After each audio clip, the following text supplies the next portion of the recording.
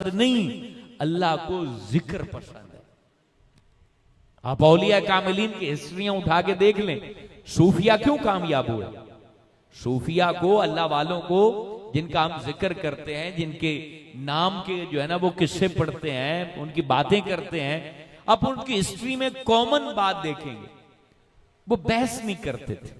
हालांकि अब हमारे दौर में तो मतलब ये सुन्नी है, ये फलाने फिरके का, ये फलाने का, बल्कि अब तो एक फिरके में 10 फिरके होते हैं। यानी ये फलाने मौलाना को मानने वाला, ये फलाने को मान, उसकी अलग फिक्र, उसकी अलग फिक्र।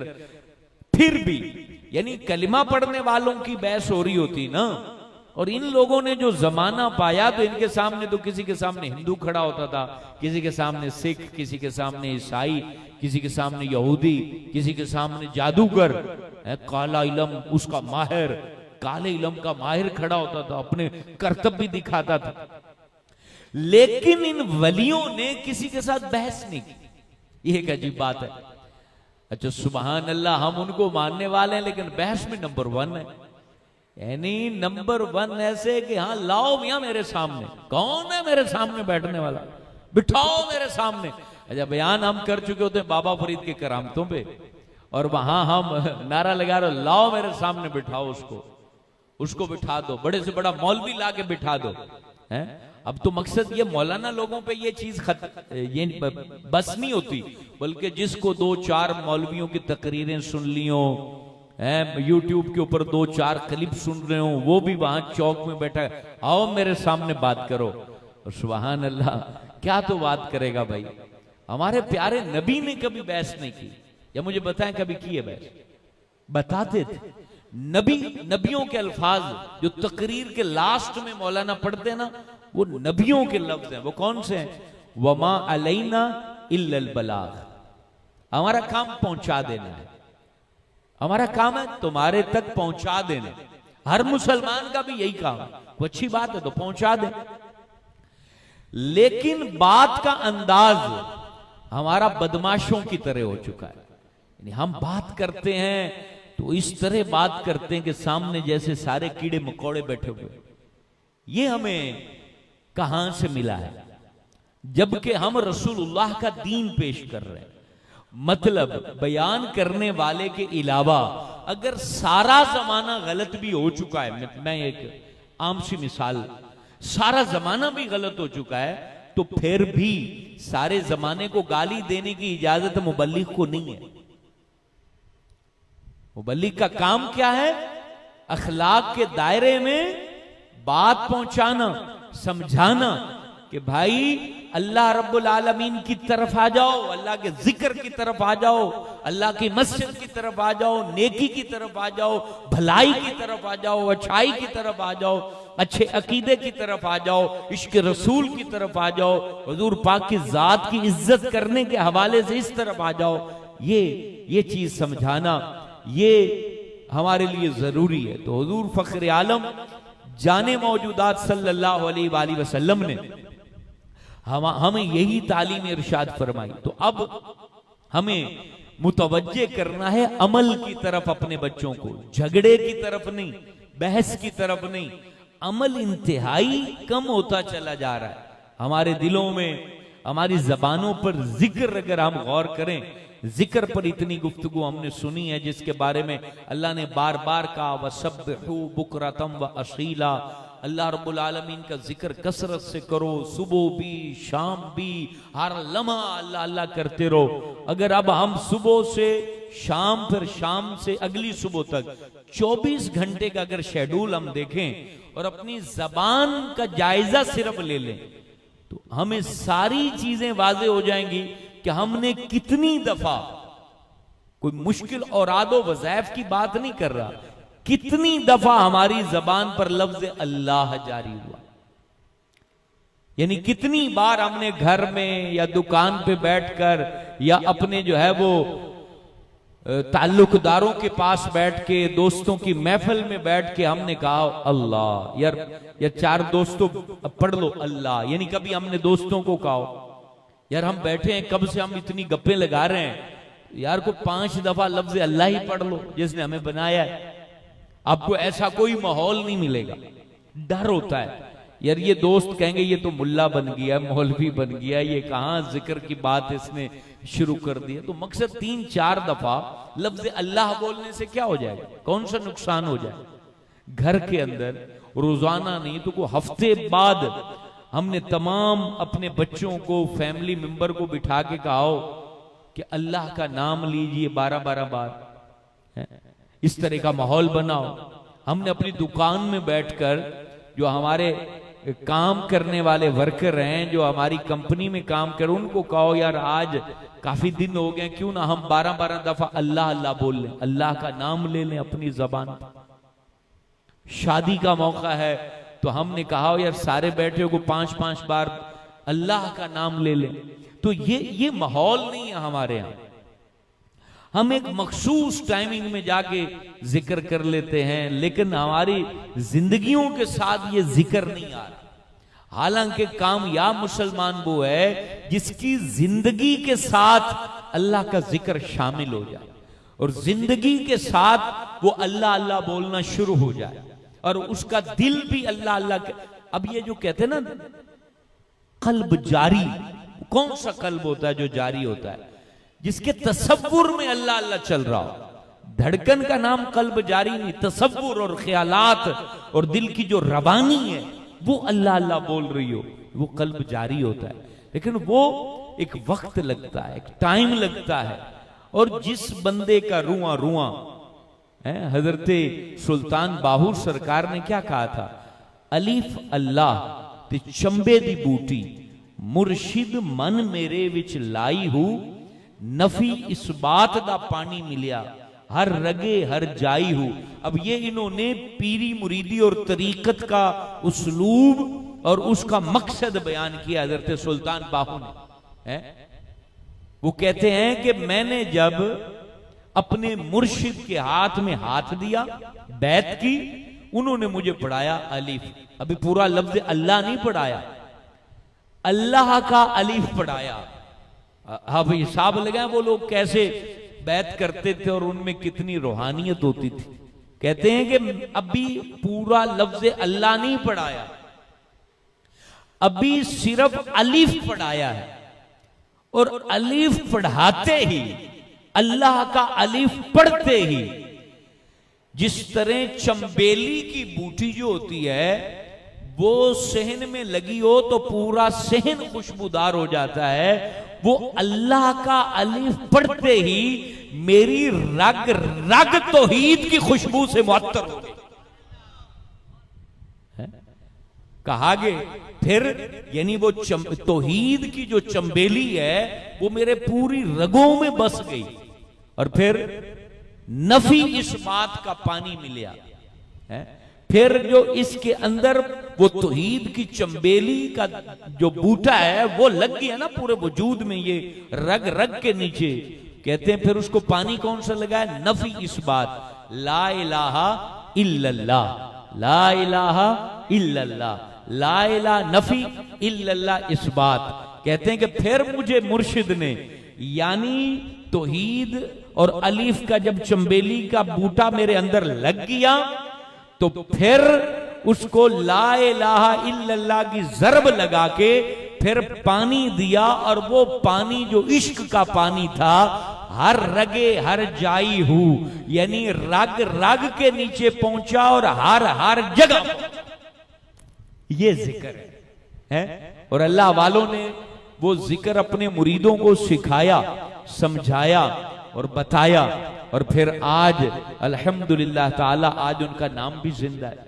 ये शेर देखें, एक शेर है पंजाबी का, आप नात खानों से सुनते हो, लेकिन इसकी तासीर, इसके पीछे जो राज है वो ये कि भाई अल्लाह का नाम तो पूरा लेना बहुत बड़ी बात है। खाली अलीफ ले दो तो आपका जिस्म जो है बताएगा कि मैंने किसी का नाम लिया है, लेकिन हमारी तवज्जो नहीं होती, हमारी उस तरफ ध्यान नहीं होता, जिसकी वजह से हम उसकी खैर बरकत नहीं पा पाते।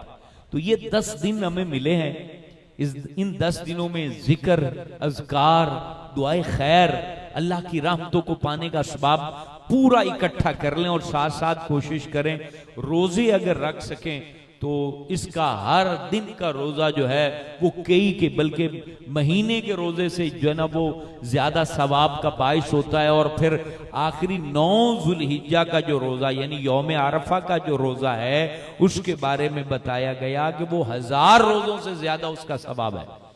तो अगर आप रोजा रख सकते हैं तो रोजा रखें। रात को कोशिश करें ये 10 जो रातें हैं उसमें जरूर ये महफिल के अंदर शिरकत करें। नियत है ना कि इंशाअल्लाह ताला।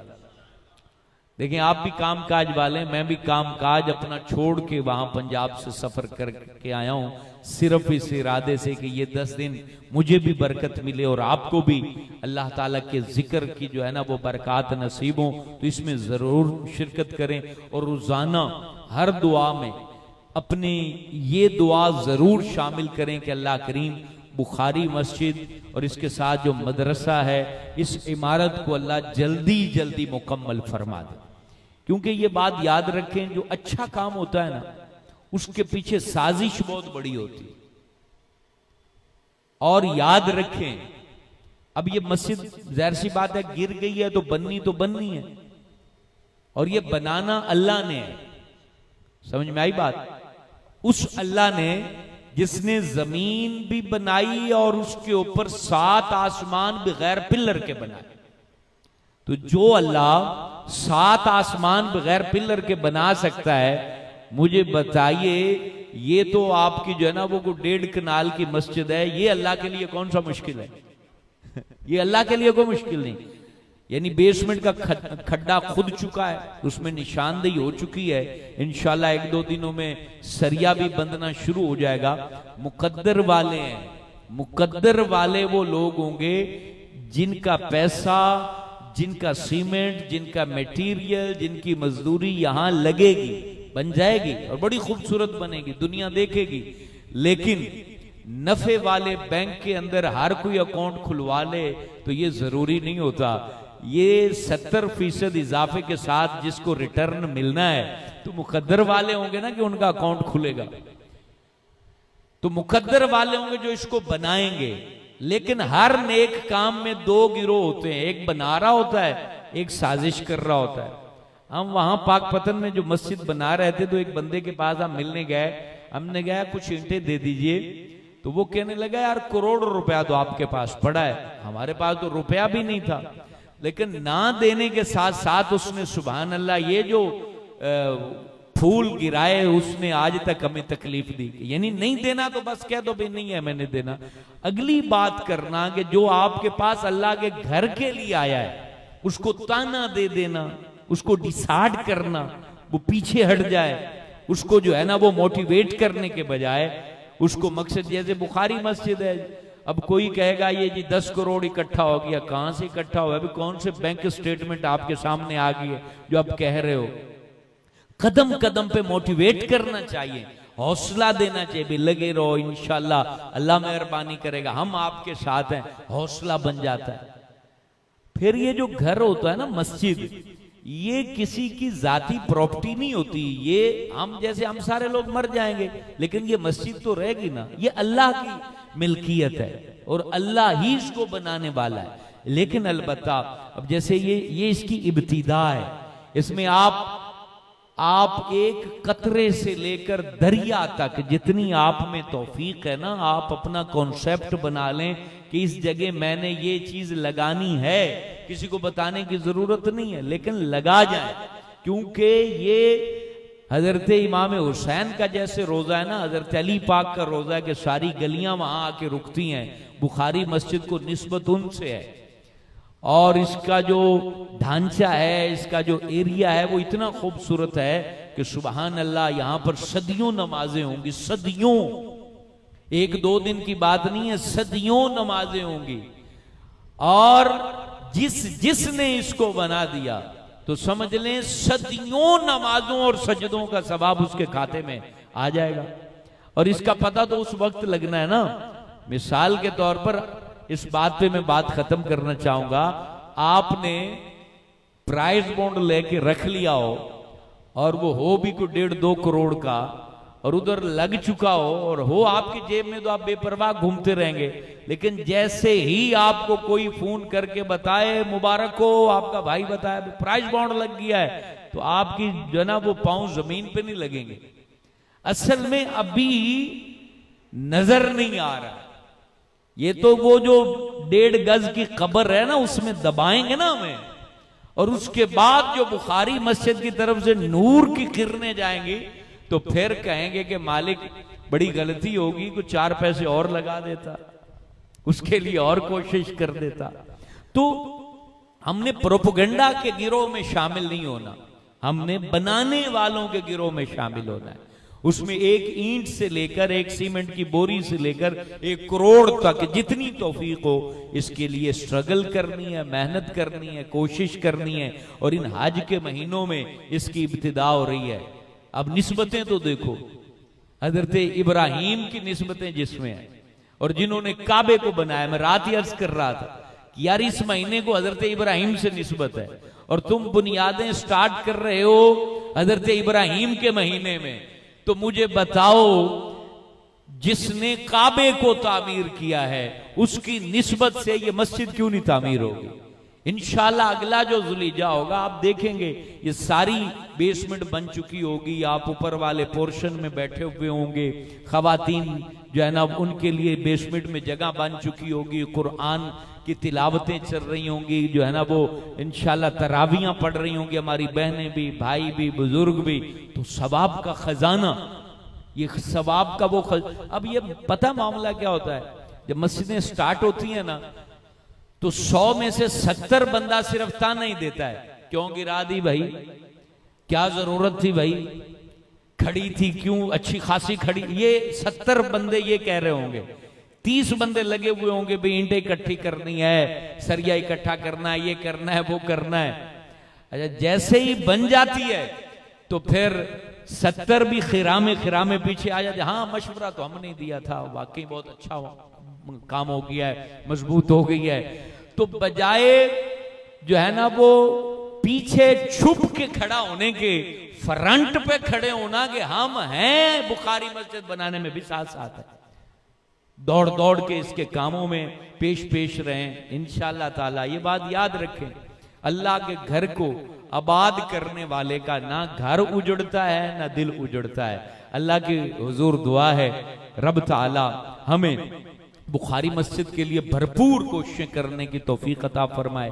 मेरी बहनें भी इसके लिए कोशिशें करें, जो सोशल मीडिया पे सुन रहे हैं वो भी इसके लिए कोशिशें करें। अल्हम्दुलिल्लाह बेसमेंट का काम जो है वो खुदाई के बाद बाकायदा तामीरी जो है ना वो शुरू हो चुका है, और इसके अंदर आप सबके ताउन की जरूरत है। आप सीमेंट दे सकते हैं, बजरी दे सकते हैं, आप जो है वो कैश दे सकते हैं। तो इस अजीम शान प्रोजेक्ट को बनाने में आप कतान पीछे ना रहें, और अल्लाह के हुजूर से खूब खूब बरकतें पाएं। हमारे मेहरान कादरी साहब तशरीफ ला चुके हैं, खूबसूरत लहन में अल्लाह का जिक्र करेंगे, और इस जिक्र से अल्लाह रब्बुल आलमीन मुझे आपको कसीर खैर बरकत अता फरमाए। आमीन या रब्बल आलमीन।